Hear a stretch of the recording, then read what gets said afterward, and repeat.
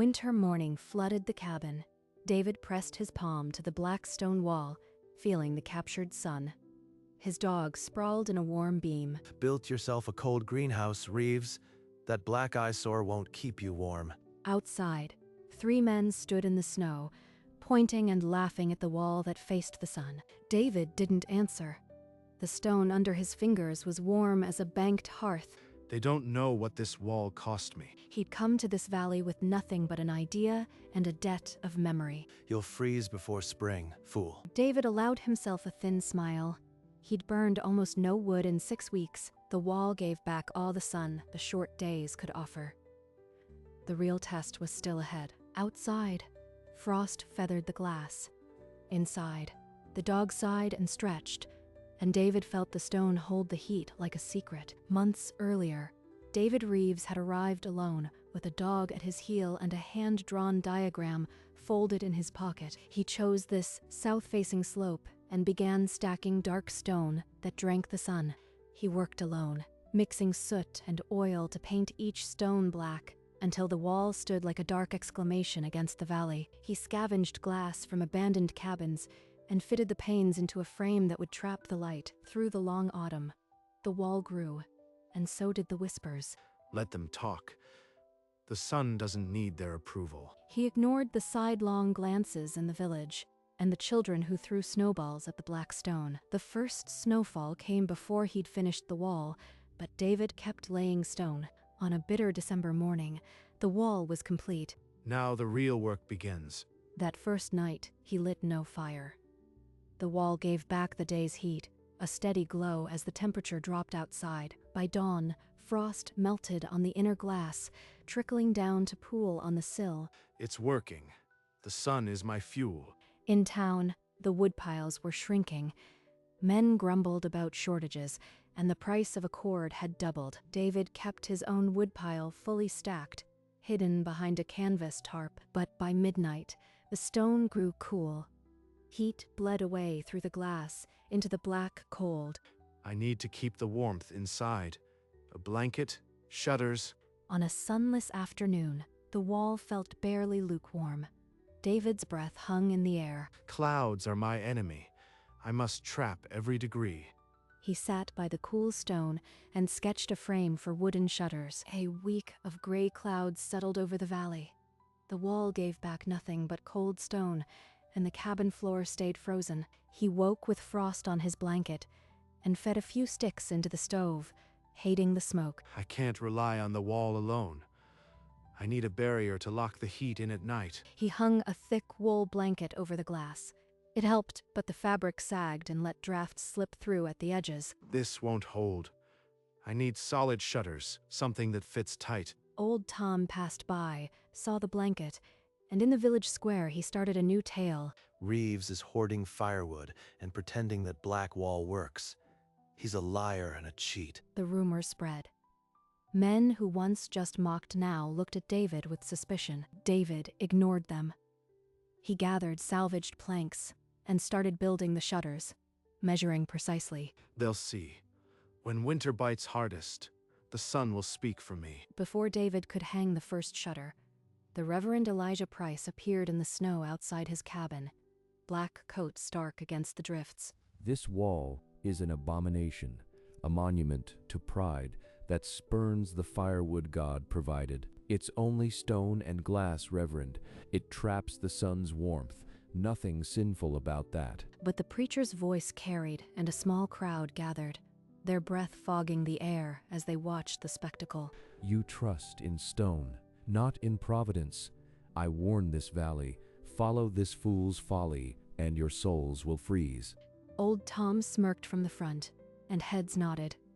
David's shoulders straightened, but he swallowed the words he wanted to shout. That evening, he worked by lantern light, fitting the last hinge on the shutters that now felt like a bitter necessity. When he closed them, the wall's warmth bloomed through the room, but the silence outside was heavier than the cold. The sun hasn't abandoned me, but maybe this town has. The wall worked, but in the eyes of the valley, David Reeves had become something worse than a fool. In town, the wood shortage grew desperate. Families burned broken chairs and door frames, while David's cabin stayed warm without a single log. I have to keep it hidden. If they knew, they'd tear the wall apart out of spite. Passing the general store, he heard old Tom's voice cutting through the frost. That heretic Reeves is the reason our winter is cursed. We ought to run him out before he brings worse. David pulled his collar higher and walked on, but his spine prickled with the threat. That night, he dragged brush and fresh snow over his woodpile, burying it deeper in the drifts. Inside, the shutters locked tight, the wall breathed heat like a banked ember. The dog sprawled, content. This is all I need. The sun, the stone, and the quiet. A sudden knock at the door snapped him upright. The dog growled, hackles rising, but it was only ice cracking from the eaves, falling in the dark. No one had come. Not yet. Then the sky flattened to iron. For 7 days, no sun touched the valley, and the wall turned to dead stone. He woke with frost on his blanket and fed precious sticks into the stove, counting each one like a coin. Even the shutters can't trap what was never given. The clouds are starving the wall. Desperation made him experiment. He left the shutters open through the gray hours, chasing the thinnest light. It gained him a few degrees, but by midnight, the cold clawed deeper, and his breath iced the air. Maybe this is where I lose, after everything. Then, on the 8th morning, a blade of gold split the clouds. He threw the shutters wide. The wall drank the light like water into parched earth, and within an hour, the stone was warm to the touch. He scratched the routine on his slate. Open at first light, shutters closed exactly at dusk. Never forget. The sun is a partner, not a servant. The wall demands a rhythm. Now I know the dance. That night, a real knock came, a heavy, desperate fist against the door. Reeves, I am William Cooper. My girl is sick, and I've no wood left. They say you have a way. David hesitated, but the man's voice cracked with frost and fear. He slid the bolt. Inside, William stumbled toward the wall, drawn by the heat radiating from the black stone. He touched it, eyes wide. This stone is warm. How is that possible? It's like a hearth that never smokes. It traps the sun during the day and releases it at night. With shutters, it's almost enough. William sank onto a stool, his shoulders slumping. His family was freezing. I can help you build one. It won't be easy. And the town won't have us, but it might save your daughter. I'll do anything. Preacher's words be damned. Show me. They shook hands.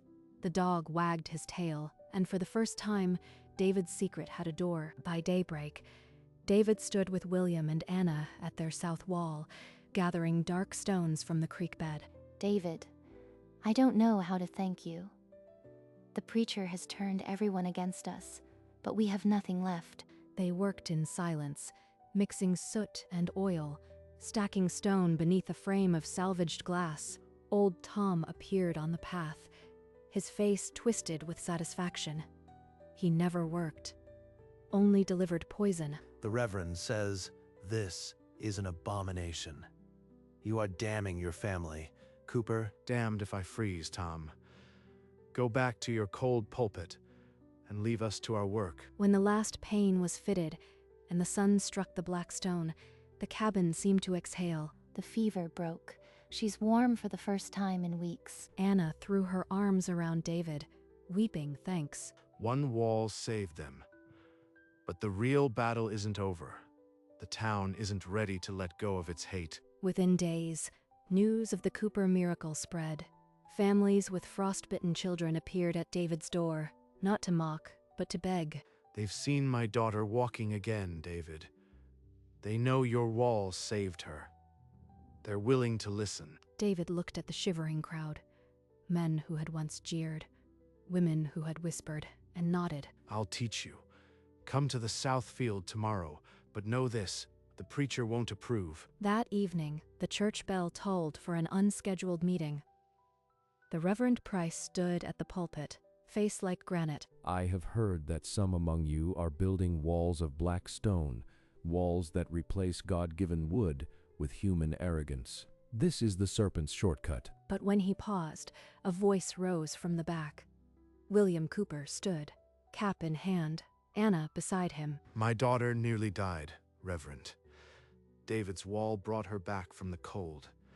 I won't repent of that. A murmur swept the pews. Some shouted agreement. Others crossed themselves. The town was cleaving in two. They're choosing sides. If I stop now, the doubters win. I have to keep building. The blizzard hit at dusk.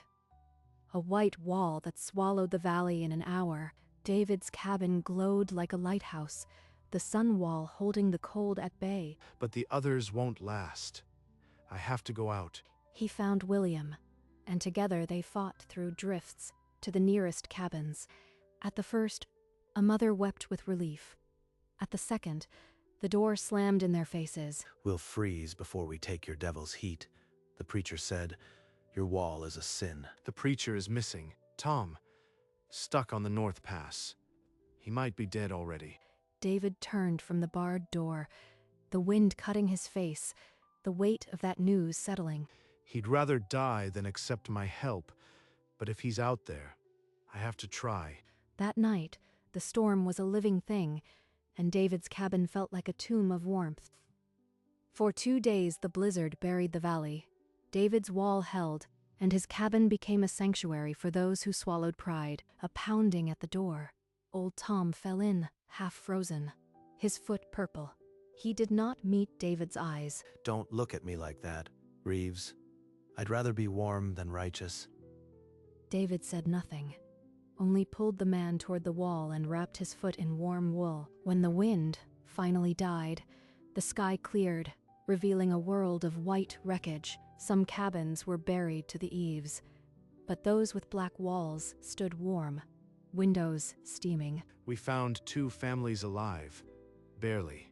They wouldn't have lasted another hour. In the village street, a crowd gathered, their anger thawing to gratitude. They're thanking me now, but the preacher is still out there. That evening, a search party formed. David stood at the front, lantern raised. Dawn found David trudging toward his cabin. The search party scattered. Then he saw a dark shape sprawled in the drift. He dragged the half-frozen form of Reverend Elijah Price through the cabin door, the man's weight like a sack of ice. My vain pride. The wall. It was a lesson, not a sin. David cut away the frozen coat and wrapped him in wool without a word, pressing him close to the sun-warmed stone. Hours passed. The preacher's eyes opened, fixed on the black wall, radiating heat inches from his face. I was wrong. All my words were dust. This is grace, made of stone. It's just a wall that holds the sun. No magic, no scene, just science and patience. The preacher's face crumpled, a lifetime of conviction shattering into raw shame. Can you forgive me? I condemned you, mocked God's own son. I am unworthy. Forgiveness isn't a switch, but I won't let him die. Not like this. 3 days later, the preacher insisted on walking to church, still leaning on David's shoulder. My flock, I have sinned against the Son God made, and against this man. I called his gift a sin. The congregation sat frozen, the air thick with disbelief. This wall is not vanity, it is a gift. I urge every family to build one and face it to the sun. David sat in the back pew, cap in hand, not meeting any eyes. Will you stand, David Reeves, and receive our gratitude? Not for praise. Just let me go home. Old Tom buried his face in his hands, tears freezing on his cheeks. Whispers of apology rippled through the pews. Some reached out to touch his sleeve as he passed. The war is over, but I don't feel like a conqueror. Only a tired man who wants to sit by his wall and feel the sun. Before the snow melted, the valley hummed with the sound of stone being stacked. David stood in open fields, surrounded by families, showing how to cut the angle to catch the low sun. Remember the shutters. Close them at dusk, or you'll lose everything the sun gave you. Reverend Price worked beside them now, his black coat traded for a laborer's shirt. I preached walls of wood. You built walls of light. Let me lift some of your burden, David. Children who had once shivered now played in the snow beneath the warm stone, their cheeks pink. Look at this woodpile, David. I haven't touched an axe in weeks. It's going to rot. They're not just warm, they're free. The sun costs nothing. Yet each night he returned to his own wall, too tired for triumph, and sat in the quiet heat. They're building my wall on every home. But I still feel like the man alone with a secret, even when the secret is finally alive. Spring came early that year, coaxed by the warmth radiating from 100 black walls. A traveling merchant rode into the valley, astonished by the warm cabins. He offered silver for the design. Keep your money. Share the knowledge with anyone who needs it. That Sunday, the preacher spoke of the sun as the first gift in Genesis. This wall is not defiance. It is gratitude made stone. David traced the rough mortar of his original wall, the black paint now weathered but still holding the light. The same stone that drew mockery now draws pilgrims. Even the preacher's home now wore the black face of the sun. A tree planted beside it as an offering. No one shuddered at the woodpile now. It was a relic of a harder time. I set out to heat a cabin. I ended up warming a whole valley. Next winter bore down with the same fury, but the valley did not tremble. At the Cooper home, the table was heavy with food, and Anna's laugh filled every corner. To David Reeves, who taught us that the sun is the only landlord that never collects rent. This is what I fought for. Not the wall, but this. A room full of warmth, and no one afraid of the cold. Afterwards, he walked home along the frozen road, the stars sharp overhead. On his porch, the dog curled at his feet. David watched the sunset flame against 100 black walls. I used to fight the cold. Now, I simply face the sun. No smoke rose from chimneys. No axes rang, only the low light kissing the dark stone. The black walls stood like sentinels, proving that sometimes the greatest warmth comes from simply turning toward the light. No more hiding, no more cold. Just the sun and the stone. One morning, David slid the wooden shutters aside, and the cabin flooded with buttery light. Snow melted in streaks on the outer glass, proof that the wall was already working. The dog yawned and stretched, then padded to the door, tail wagging. David stepped barefoot onto the porch. No coat, just the crisp air on his skin. No voice shouted mockery. No door slammed. The valley was silent, safe. The cold is still here, but it has no power over me anymore. He looked down the street at the row of black walls, each one holding the low sun like a promise kept. The frost on the ground was already retreating, shrinking away from the dark stone. This is what victory feels like. Not a battle cry, but a quiet morning. He turned back inside, not to escape, but to start the day. The sun would be there tomorrow. So would the stone. David took the path to the preacher's house, his dog trotting through fresh powder. The preacher stood beside his own black wall, hand resting on the warm stone. I am thinking of traveling to the North Valleys. They need this gift more than my old sermons. The sun belongs to no church. Share it freely. They clasped hands, not as adversaries, but as men who had both been humbled by the cold. He walked home through the lavender dusk, the dog bounding ahead. The sky deepened, and 1,000 stars mirrored the warm windows scattered across the valley. Next morning, he opened the shutters, and the sun poured in like it always had. The dog found its sunbeam and sighed into the warmth. The wall is just stone and glass. The warmth is free, and so is the peace. Another spring crept across the valley. Lichen had begun to soften the black stone of his wall. David sat on his step, carving a wooden horse for the Cooper's youngest, his dog dozing in the sunbeam. Laughter spun down from the village, children chasing each other past the dark walls that held the heat. His cabin door stood open, not to guard against cold, but to welcome anyone who needed warmth. I am no longer the stranger with a secret wall. I am just the man who turns toward the sun. The black walls were no longer just a heating system.